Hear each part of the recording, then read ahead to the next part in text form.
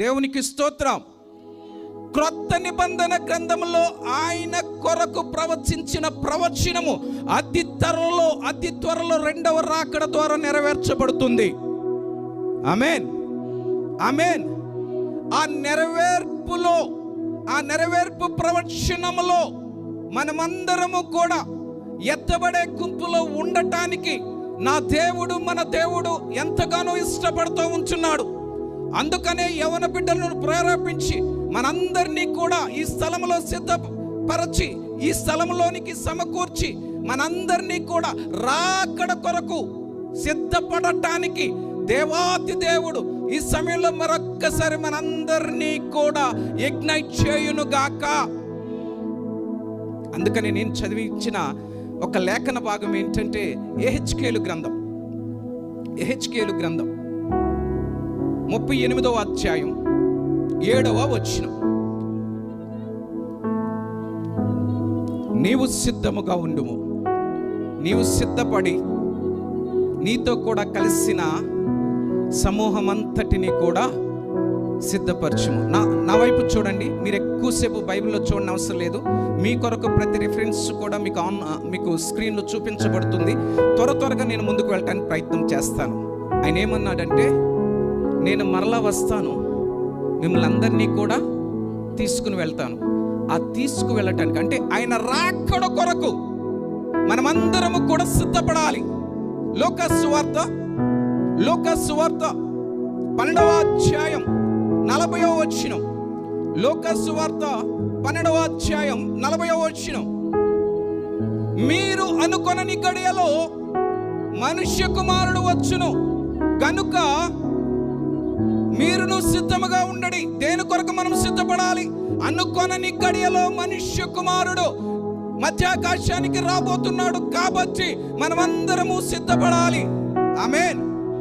దేవుడు మనందరితో కూడా అంటున్న మాట ఏంటంటే, యెహెజ్కేలు గ్రంథములో ప్రవక్త గారి ద్వారా గోగు, ఆ నాయకుడైన గోగుకి చెప్తూ, మొదట నువ్వు సిద్ధముగా ఉండు, నీతో ఉన్న సమూహం అంతటిని సిద్ధపరచు.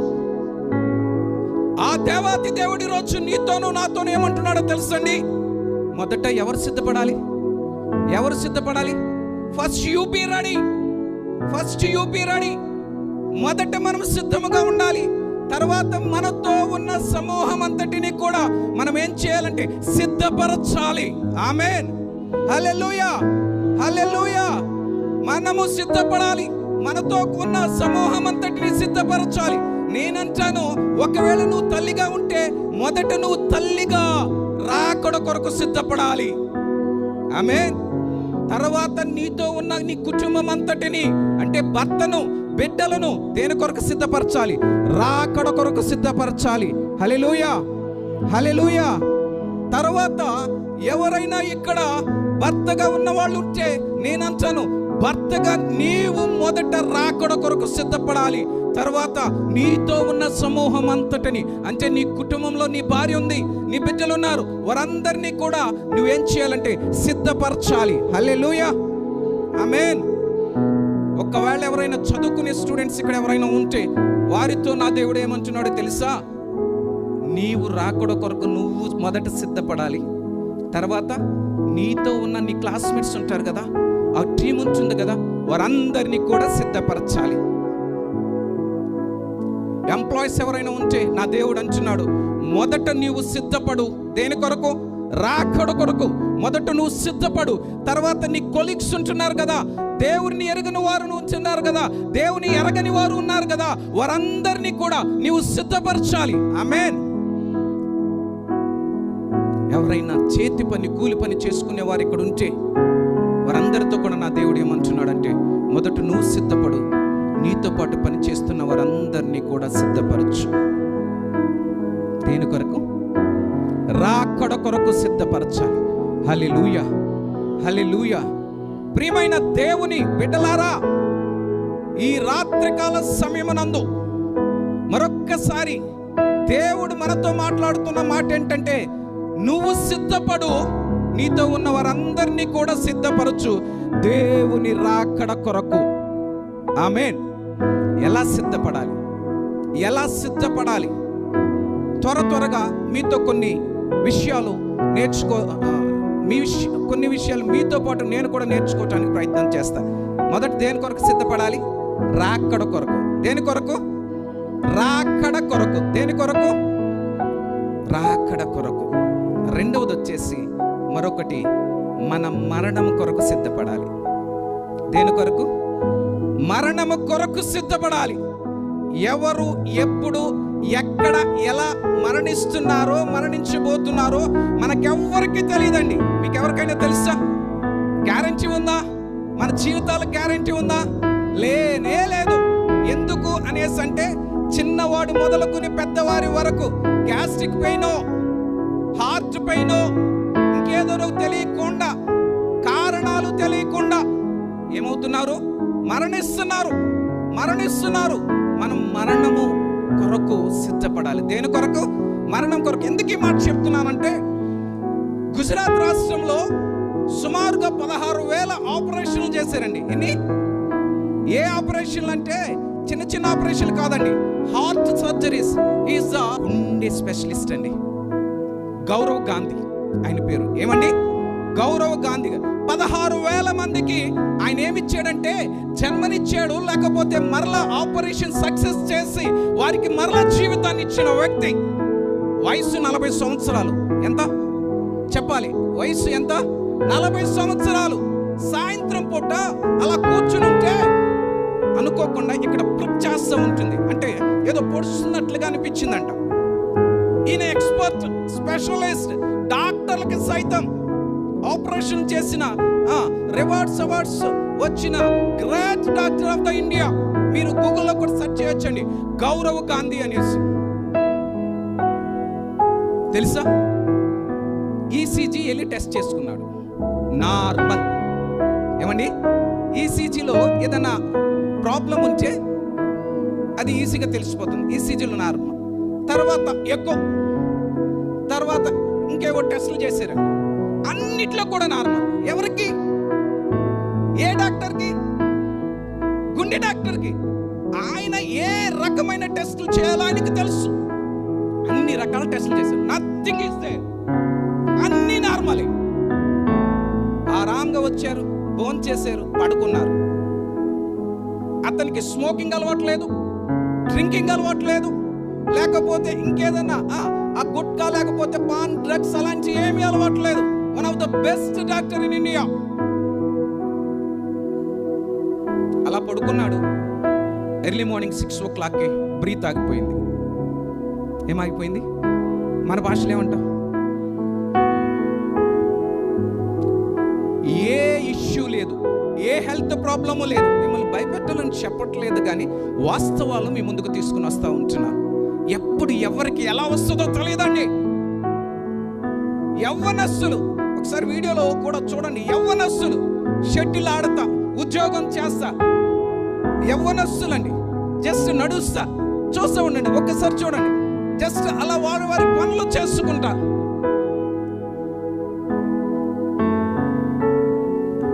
జస్ట్ అలా కార్డియాక్ అరెస్ట్ కానీ లేకపోతే ఏదైనా ఇతర ఇష్యూస్ని బట్టి జస్ట్ యూ కెన్ సీ ఎలా చనిపోతున్నారు చూడండి. Just player is having the best physique. Reporters వాళ్ళ ప్రొఫెషన్స్, వాళ్ళు జాబ్ చేస్తూ ఉంటున్నప్పుడే ఎలా చనిపోతున్నారో చూడండి.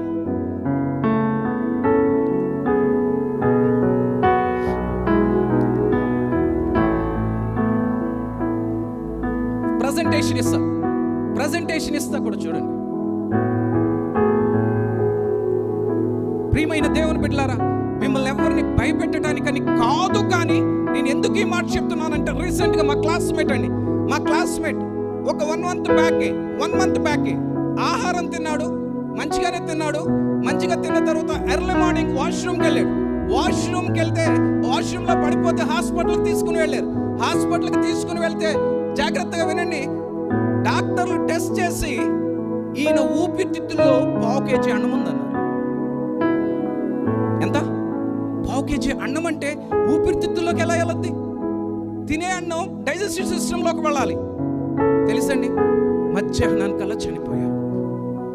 నేనేమంటానంటే మన యొక్క మరణము అనేది నీకు తెలియదు, నాకు తెలియదు, ఇక్కడ ఎవ్వరికీ కూడా తెలియదు. అందుకని నేనేమంటున్నానంటే మనము సిద్ధపడవలసింది మరొకటి నేను యాడ్ చేస్తాను. మొదటి దేని కొరకు సిద్ధపడాలి?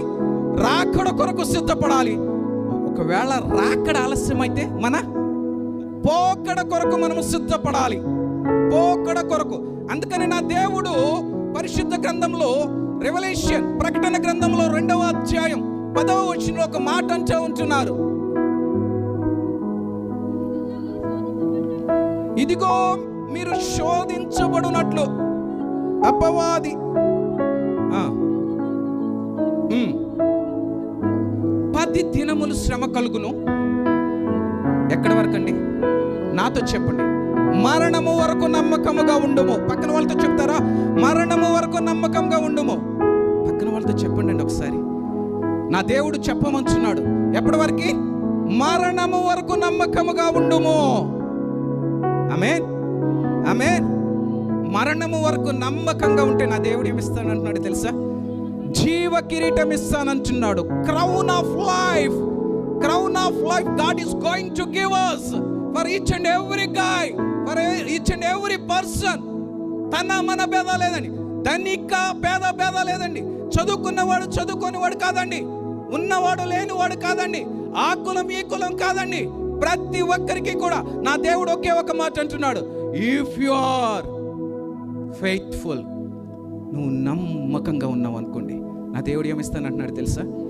జీవ కిరీటం ఇస్తానంటున్నాడు. హల్లెలూయా, హల్లెలూయా, హల్లెలూయా. జీవ కిరీటం. ఏ కిరీటం? జీవ కిరీటం. ఆ జీవ కిరీటం పొందుకోవాలి అంటే బ్రతుకున్న నీవు నేను కూడా ఒక దానిని సహించాలి, దానిని జయించాలి. చెప్పండి నాతో. ఒక దానిని సహించాలి, దానినే జయించాలి. ఏమది? యాకోబు గారు రాసిన పత్రిక 1వ అధ్యాయం, యాకోబు గారు రాసిన పత్రిక 1వ అధ్యాయం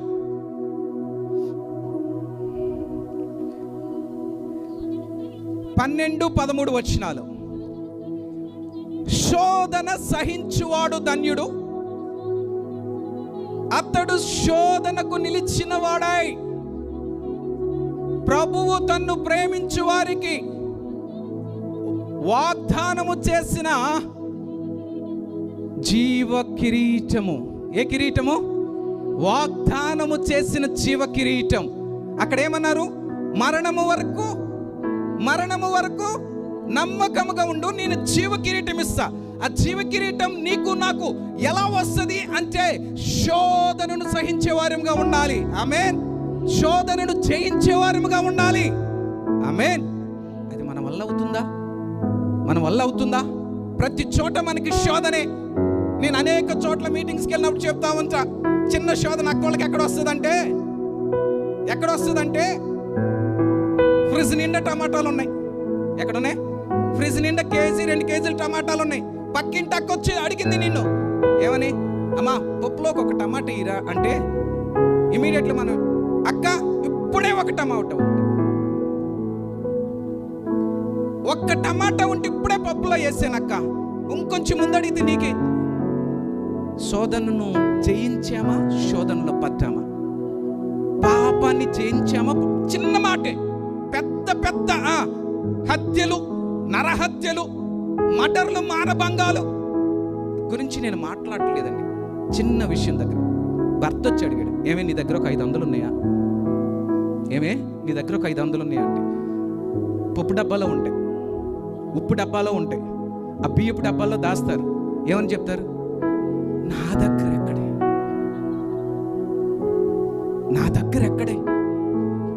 ఎంతమంది అనలేదండి.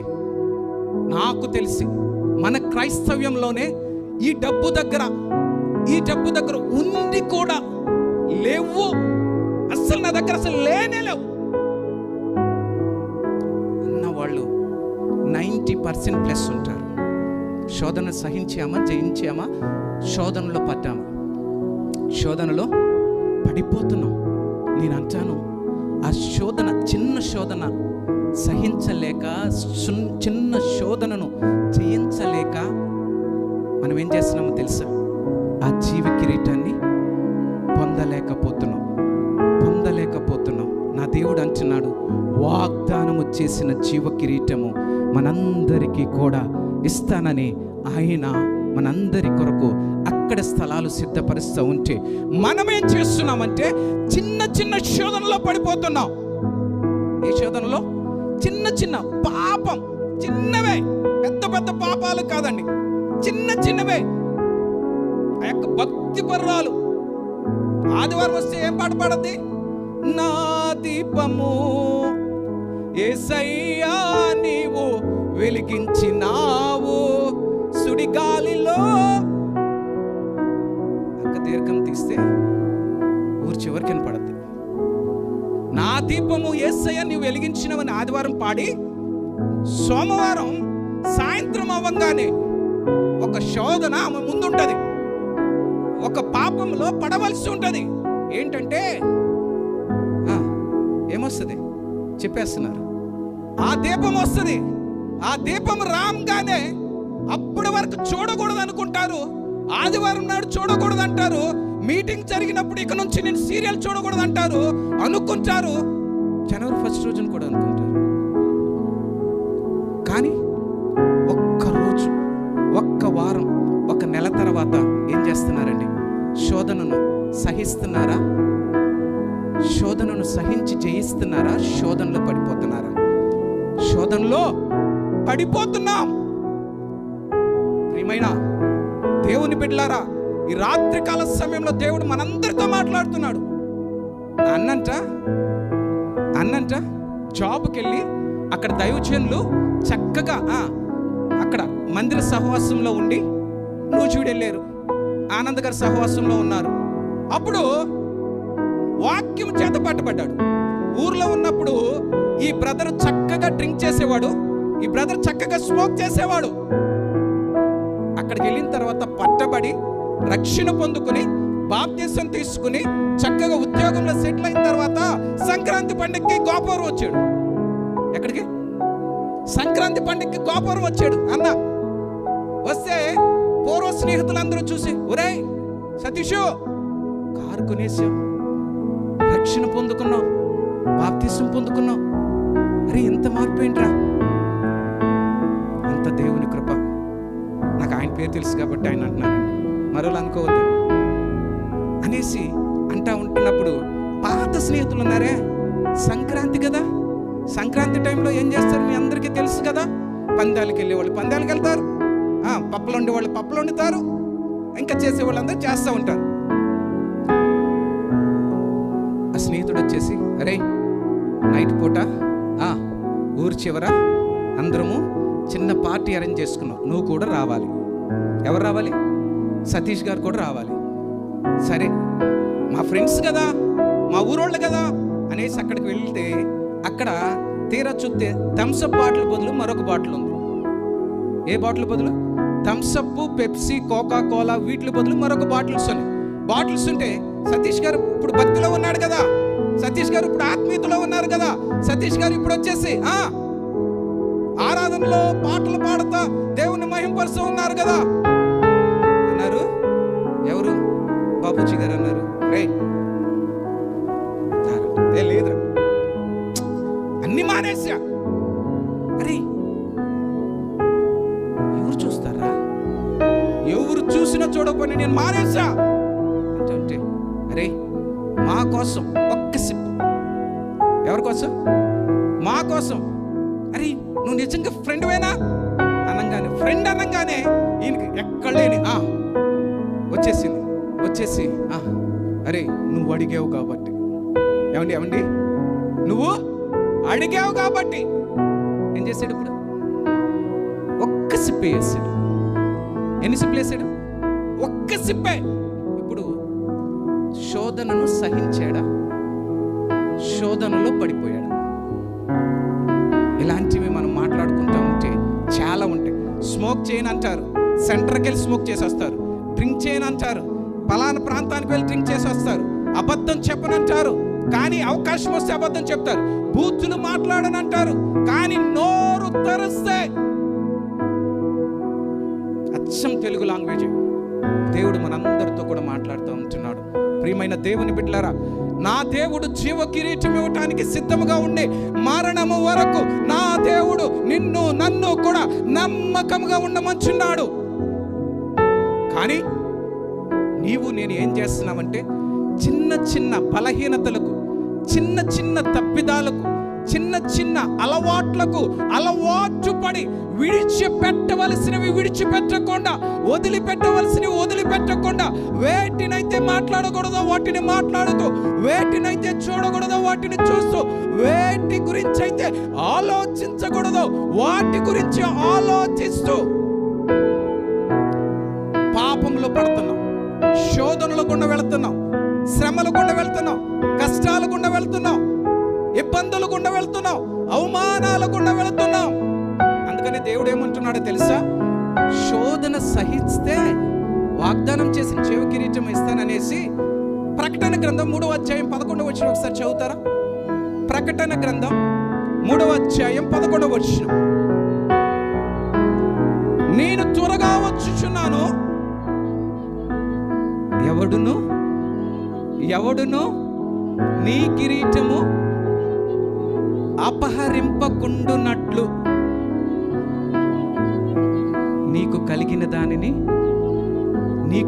దానిని అమలారా, అక్కలారా, తండ్రులారా, తమ్ముళ్ళారా, చెల్లెళ్ళారా, దేవుని సేవకునిగా మరొక్కసారి చెప్తున్నా, నువ్వు రక్షణ పొందుకుని ఉంటే, మారు మనసు పొందుకుని ఉంటే, బాప్తిస్మ సాక్ష్యంలో నువ్వు గనక ఉండి ఉంటే, నా దేవుడు ఇచ్చే జీవ కిరీటాన్ని, నా దేవుడిచ్చే మహిమ కిరీటాన్ని, నా దేవుడిచ్చే నీతి కిరీటాన్ని నువ్వు పట్టుకొనటానికి సిద్ధముగా ఉన్న ఆత్మీయ స్థితిలో ఉన్నప్పుడు, ఏ శోధన, ఏ పాపము, ఏ టెంప్టేషన్ నిన్ను టెంప్ట్ చేస్తూ ఉంచినప్పుడు వాటిని జయించడానికి ట్రై చేయండి, వాటిని సహించడానికి ట్రై చేయండి. ఎందుకు ఈ మాటలు చెప్తున్నానంటే, అపవాది గర్జించు సింహం వలె ఎవరిని మృంగుతున్నా అని ఏం చేస్తున్నాడంటే లోకమంతటా చూస్తున్నాడు. మరి ముఖ్యంగా జాగ్రత్త వినండి, మరి ముఖ్యంగా మన కుటుంబాల్లో ఉన్న యవ్వన తమ్ముళ్ళ మీద, యవ్వన చెల్లెళ్ళ మీద సాతాను చేసే టార్గెట్, సాతాను చేసే దాడి, సాతాను చేసే పన్నాగాలు మన ఊహకు అందని రీతిలో సాతాను ఏం చేస్తున్నాడంటే వారిని పాపంలో పడవేస్తున్నాడు. పాపంలో పడవేయటమే కాదండి, వారిని మరణం వరకు తీసుకెళ్ళడానికి సాతానుగాడు ప్రతి నిత్యము ప్రయత్నం చేస్తున్నాడు.